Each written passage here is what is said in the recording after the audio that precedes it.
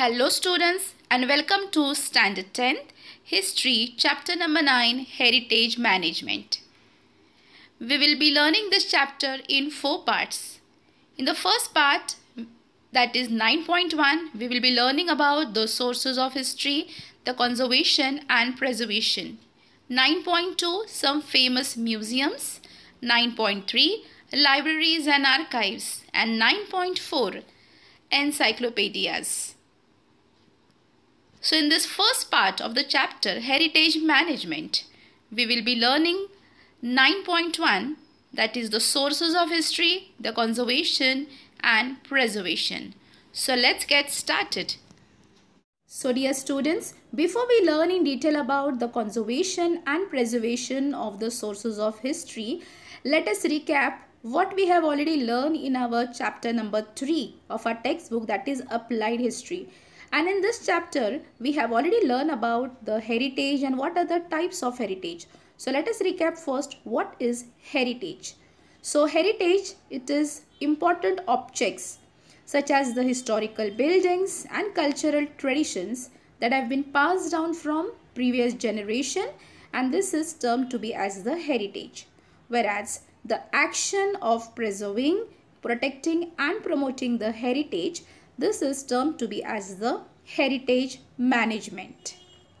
The first type of the heritage is the cultural heritage. Now this type that is the cultural heritage, it is in the form of a human creation. And it is of two types. One is the tangible and the other one is the intangible. Now let us see what is included in the tangible cultural heritage. And it includes the ancient sites and buildings, the artifacts. Also it includes the manuscripts, sculptures, paintings, etc. Now let us see what is included in the intangible cultural heritage. And it includes the oral traditions and their language, traditional knowledge, social customs and rituals of celebrating festivals, styles of the performing arts, along with it certain traditional skills, and also the communities, groups who represent such a tradition, customs and skills. The second type is the natural heritage. And the concept of natural heritage, it gives importance to the thought of biodiversity, and this natural heritage, it includes the flora and fauna of a particular region.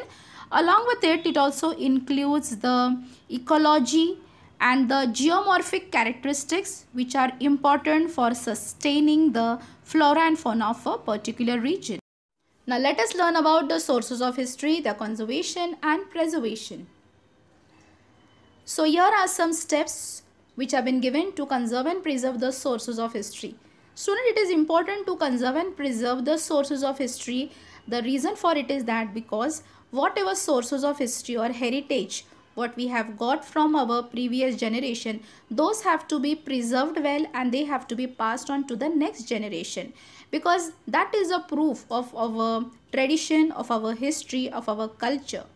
So here are some steps. First step is collecting the sources of history. Now the sources of history, already we have learned in our class 9th also, that the sources of history, it includes the oral, written and the material sources. So the first step is collecting the sources of history, creating the records and the indexes. So once all the sources of history are collected, a proper record has been made and also index has been created. Later on, exhibiting manuscripts, old books and artifacts after completion necessary treatments requires very careful handling and management. Exhibiting means displaying for the public. Manuscripts, these are the old age or historical handwritten books are termed to be as the manuscript. Old books and artifacts. Artifacts are the objects which are made by the human beings. Typically, one of cultural and historical interest are called to be as the artifacts. So after completion necessary treatments. Now why the treatment is required for all these sources of history? The reason for it is that because these things or these material are old age. They must be ancient times also. So they have to be preserved well. For that purpose, to restore them, various type of treatments have been done upon it so that they can be preserved well. So after the proper completion of various treatment, then they have been carefully handled and they have been managed well. So these are some steps required for conservation and preservation of sources of history. But for doing all this thing, it needs people with the specific skills. Randomly, any person cannot do all the steps. For doing all these steps, what you can see on your screen, only trained person who are duly qualified can take up the task to preserve and to conserve the sources of history. So now let us see which are the sources of history. The first is the written sources of history, material sources and the oral sources. Now let us learn in detail about the oral sources of history. The literature like the ovies, folk songs, folk tales, which are not in a written form but which are passed from one generation to other generation by word of mouth, are called to be as the oral sources of history. And students, you all know that India is a land of rich cultural heritage. We have a variety of folk songs, folk tales. We have a large, you can say, a history and a tradition of all these things. Every culture, every state have their unique style of folk song and folk tales. So the first step is collecting and compiling of the folk songs and the folk tales, classifying, analyzing and interpreting the compiled material, and the next step is publishing the result of the respective research. So these are few steps which are involved in conserving and preserving the sources of history, oral sources of history. Now, as I told you that randomly any person cannot do the work of preserving and conserving the sources of history, for which is required a very skilled and a trained person with a duly qualified that person has to be to take up all the tasks. Now let us see what is the necessary training required for the person. First thing is that the person should be well trained in sociology and anthropology. Sociology, it is a study of the social life and the social change, whereas anthropology, it is a study of human society, cultures and the development. Social psychology, it is a branch of psychology that deals with the social interaction, including the origin and the effects of the individual. The next one is mythology and linguistics. Mythology, it is a collection of myths. Myths, it means the traditional story which explains the natural and the social phenomenon, typically involving the supernatural being or events. Those are called as the myths. So collection of such a myths, especially which are belonging to a particular religion, culture or tradition. And linguistic, it means study of language. Next one is library science and information technology. History, historical research method, writing of research reports and articles. So this is a necessary training which is required for the oral sources, study of the oral sources. The next one is the written sources. Literature which helps us to understand the history of various historical periods is known as the written sources of history. Now let us see which are the various steps involved in the work of conservation and preservation of the written sources of history. The first step, it includes collecting the various material sources like the coins and the copper plates with inscriptions. Inscription, it means engraving on the hard surface. Now that hard surface can be a stone or it can even be a metal. And even the documents like the official records, that is the administrative work or the official records of the kings, of the rulers or any of the emperor. Personal correspondences like the letters and diaries, historical books, old books, manuscripts, that is the handwritten books, pictures, photographs. So these are all the written sources of history. So the first step is to collect all the written sources. Next thing is completing the necessary mechanical and chemical processes for cleaning, for the conservation and preservation of collected documents. So now whichever document we have collected, that is the above documents like the copper plate or the you can say the coins, or even the other written sources which is made of papers like the diaries or the correspondences or historical books or old books or manuscript. They may not be in a proper condition because they are age old. They are quite old. They can be even belonging to an ancient time. So they may not be in a proper condition. So to preserve them well for a more longer period of time, for that reason, they are being processed, like various chemical and mechanical procedure or processes are done on it, so they can be preserved for long period of time. Next thing is ascertaining the historical value of collected documents.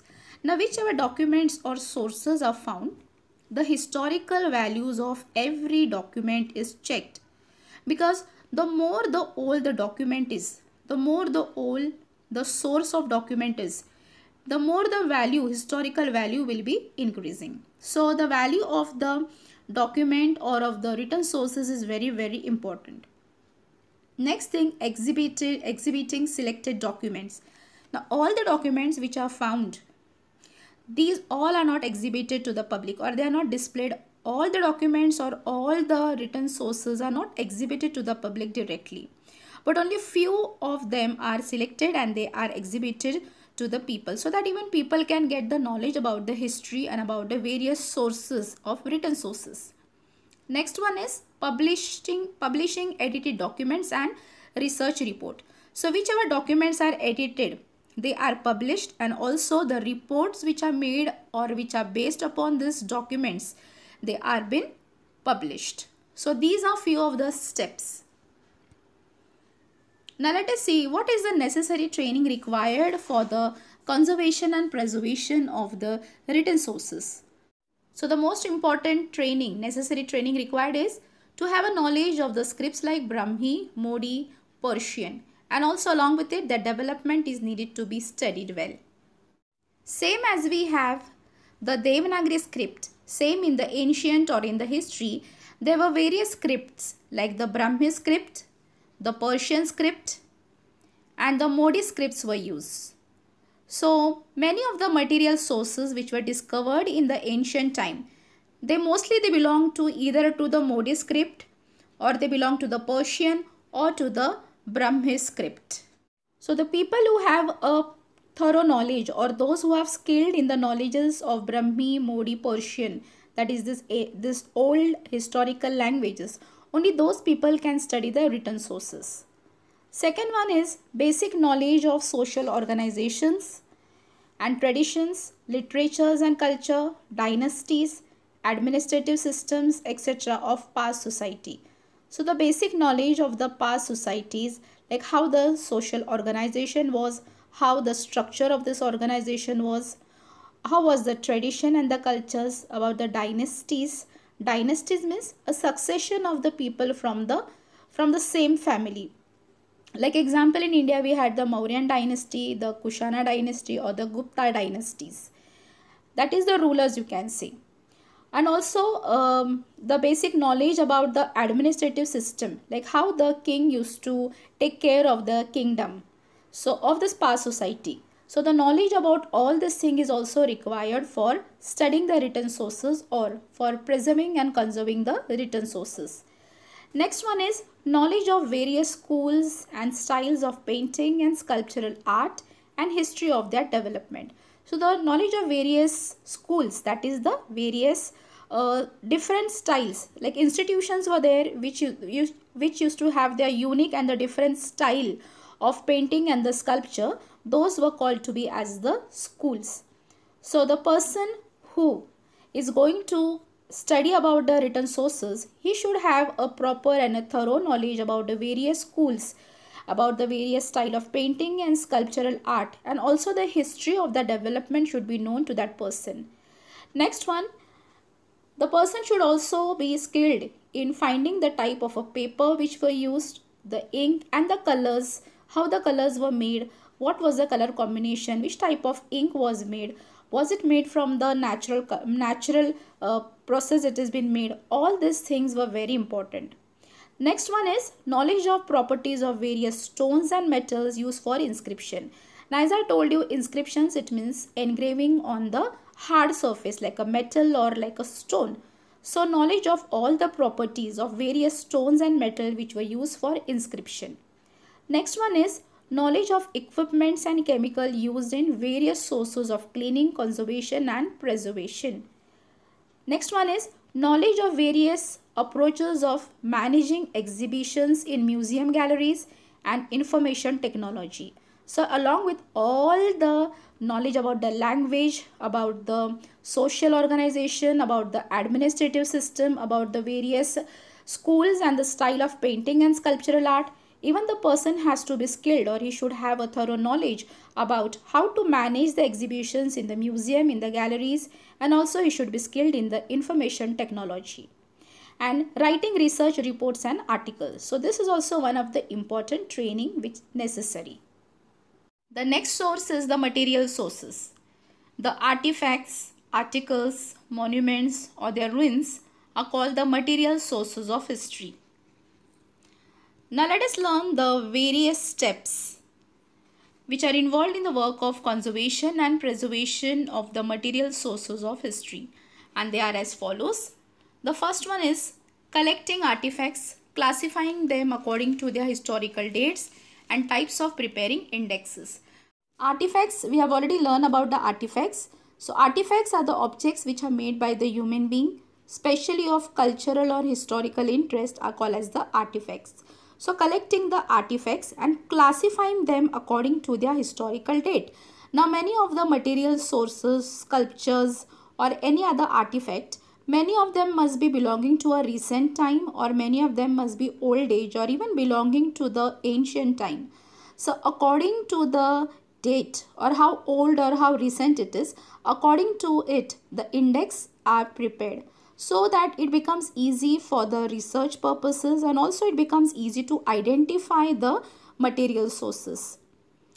The next step is completing necessary mechanical and chemical processes or cleaning for the conservation and preservation of collected documents.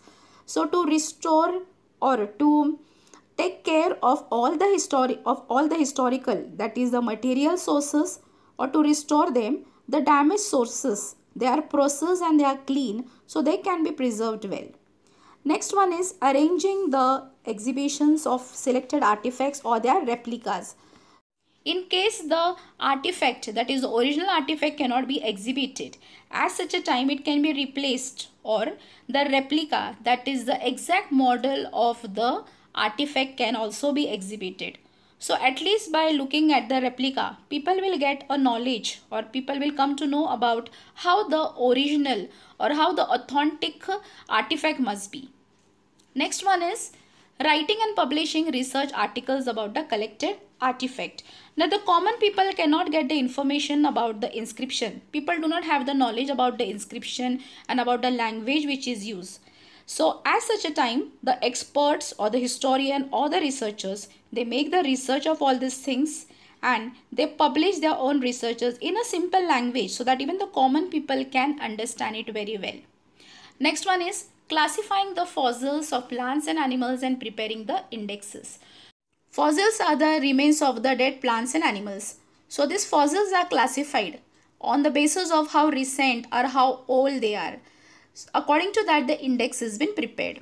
The next one is exhibiting selected fossils or their replicas. Now, exhibition of few of the fossils can be done, but many of the fossils like dinosaurs, or you can say many of the extinct animals, their fossils cannot be exhibited. The remains of these animals or plants cannot be exhibited. As such a type, the replicas, that is the exact model of such a fossils have been exhibited. So even the people will have a knowledge about this fossils. Now let us learn about the necessary training. First one is the basic knowledge of archaeological method and theory, history of ancient civilization. Archaeological, it means the study of human history through excavation. So the person should be well trained in the basic knowledge of the human history about the excavation. He should also be trained, or he should have a proper knowledge about the various civilization like the Harappan civilization or the Mohenjo-daro civilization. Next one, knowledge of the regional sources of materials like stones, minerals, metals and clay used in the production of artifacts and their chemical properties. So the person who is learning about the preservation and conservation, he should have a thorough knowledge of what are the regional sources of material available. Now suppose a place is famous, a region is famous for its artifact or for its monument, then the person should know about the regional sources which are available in that region. It can be the stones or precious stones, mineral, metals, the clay.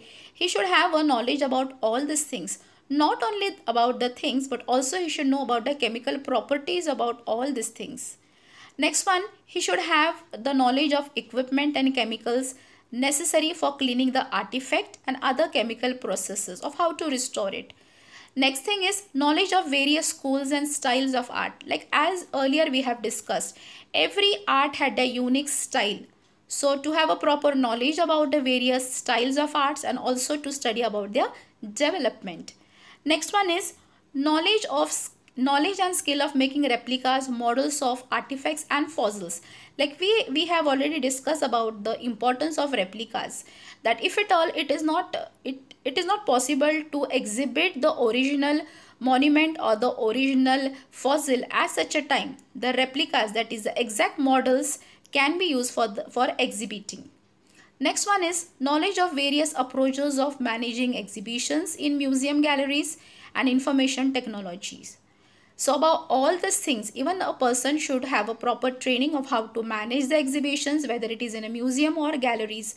Along with it, he should also have a thorough knowledge of the information technology. The last one is writing research report and articles. So through this reports and articles, people will come to know about the whatever necessary findings are done or whatever researchers are done, and people can understand more about history. So student, this was all about the various sources of history.